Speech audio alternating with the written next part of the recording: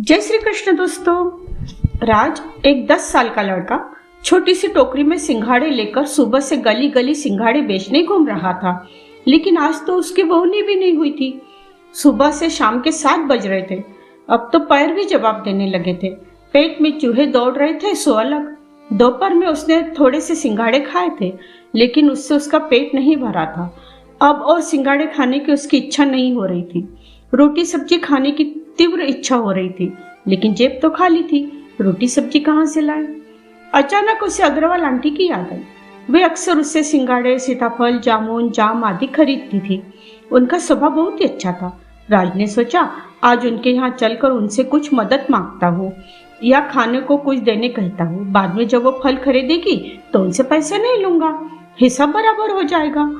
यही सब सोचते सोचते वो अग्रवाल आंटी के घर की तरफ मुड़ गया। उसे बाहर आंगन में ही उनकी 5 साल की बेटी चिंकी ठंड से ठिठुरती हुई दिखाई दी। वो सोचने लगा क्या चिंकी ने स्वेटर क्यों नहीं पहना? चिंकी, इतनी ठंड में तुम इस तरह बिना स्वेटर पहने बाहर क्यों बैठी हो? मम्मी कहाँ है? मम्मी को बुलाओ ना। चिंकी रोने लगती है। रोते रोते ही कहती है, मम्मी घर पर नहीं है। वो सुबह ही मुझे और पापा को हमेशा के लिए छोड़कर नाना जी के यहाँ चली गई है। तुम्हारे पापा कहाँ हैं? पापा खाना बना रहे हैं। क्या तुम चाहती हो कि तुम्हारी मम्मी वापस आ जाए? हाँ, मुझे मेरी मम्मी की बहुत याद आ रही है। मैं मम्मी के बिना नहीं रह सकती। क्या तुम्हारे पास मम्मी का मोबाइल नंबर है? हाँ, मेरे स्कूल की डायरी में लिखा हुआ है। मैं तुम्हारी मम्मी को वापस लाने की पूरी कोशिश करूंगा। क्या तुम मुझे उनका मोबाइल नंबर दोगी? चिंकी अंदर जाकर मोबाइल नंबर लाकर देती है। राज के खुद के पास तो मोबाइल नहीं था। वो अपने आश्रयदाता अंकल के पास जाकर उनको पूरी बात विस्तार से बताकर उनसे अग्रवाल आंटी को फोन लगाने कहता है। Hello Agarwal aunty. हाँ, मैं फलवाला राज बोल रहा हूँ। हाँ बोलो। मैं थोड़ी देर पहले आपके घर गया था।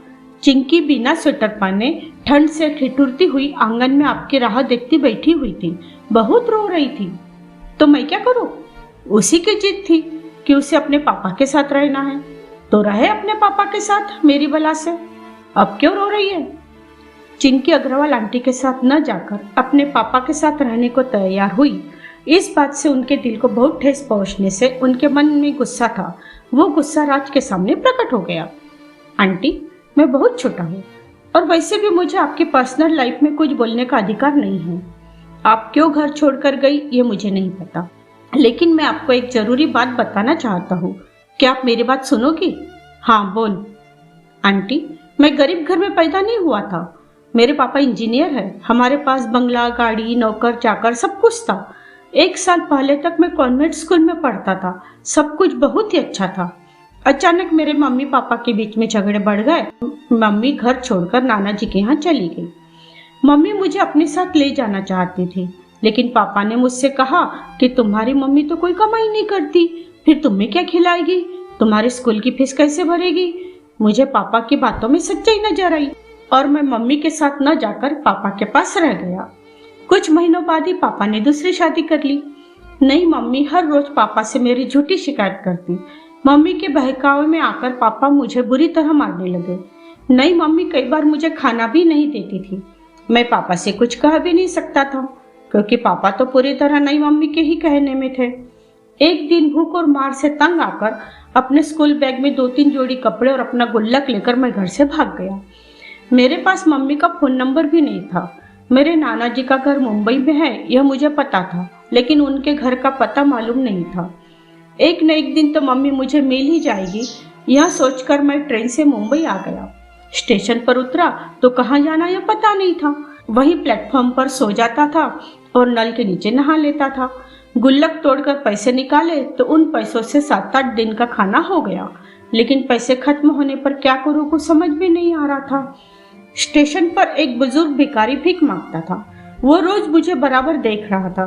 उसने मुझे परेशान देखकर मुझसे मेरी परेशानी पूछी। जब मैंने उन्हें पूरी कहानी बताई तो वो कहने लगे कि यदि मैं चाहूँ तो जब तक मेरी मम्मी नहीं मिलती तब तक उनकी झोपड़ी में रह सकता हूँ, लेकिन खाने पीने का इंतजाम मुझे खुद को करना होगा। मैं उनके साथ भीख भी मांग सकता हूँ। आंटी, चाहे कुछ भी हो जाए, लेकिन मैं भीख नहीं मांग सकता था।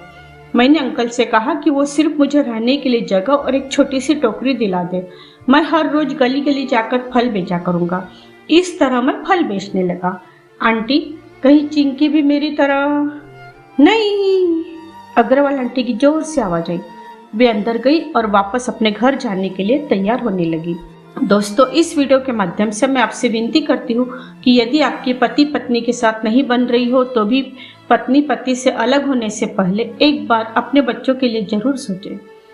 यदि समझौता करना नामुमकिन हो तो ही इतना बड़ा कदम उठाइएगा, क्योंकि कहीं आपके बच्चे का हाल भी राज जैसा न हो। फिर मिलती हूँ अगले वीडियो में। धन्यवाद।